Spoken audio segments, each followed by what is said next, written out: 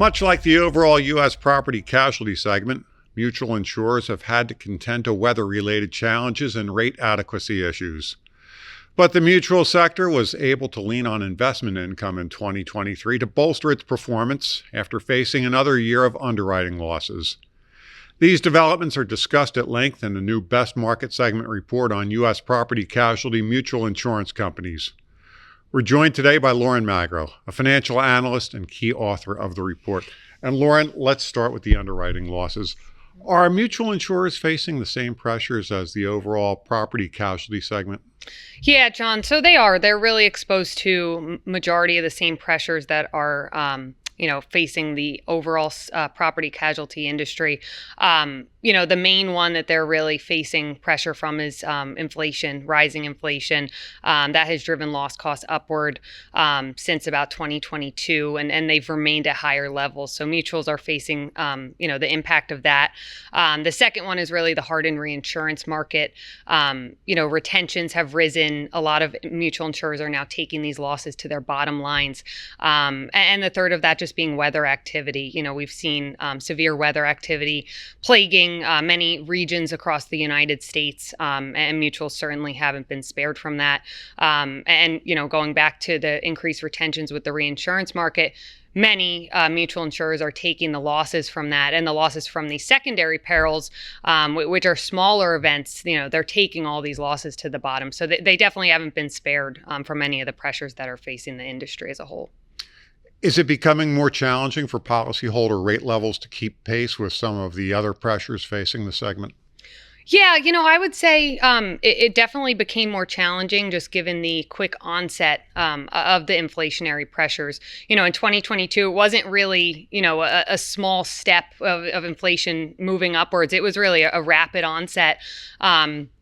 And, just given the nature of a 12-month homeowner's insurance policy, it takes time for rate to earn through. Many mutual insurers, they started taking rate in 2022, continued that in 2023. But again, it's taking time for that to earn through and for that to really come to fruition in improving results. So I would say it's been challenging for them over the past few years for those rate levels to keep pace. I will say in 2024, we are seeing some of that rate earn in. Net earned premiums are up substantially, and we are seeing the segment did post a net income through the first half of 2024. So we are seeing some of that, come up to pace and to where it kind of needs to be to cover these higher loss levels. And what role did investment income play in 2023 results, Lauren, and how are mutual insurers investing these assets? Yeah, so investment income, it was certainly different from 2022. 2022 mutuals, the equity market, kind of fell downward. We saw that rebound in 2023. And what that did is that really bolstered policyholder surplus growth for this segment. Many mutuals were able to take these investment gains and offset underwriting losses with the investment side. So they were actually able to grow surplus as a segment. In regards to how they are investing these assets, over the past 5 years, investment allocations have remained fairly stable. Throughout the segment as a whole, a majority of allocations are put into bonds. About 60% of portfolios are placed into bonds on average over the past 5 years, with anywhere from 19 to 23% in equities and the remainder in cash and other investments. So, that hasn't really changed that much over the past 5 years. If anything, we've seen insurers maybe, looking at their portfolios to just move some things around and, kind of look at assets that provide a stable cash flow in a volatile market like we are in now.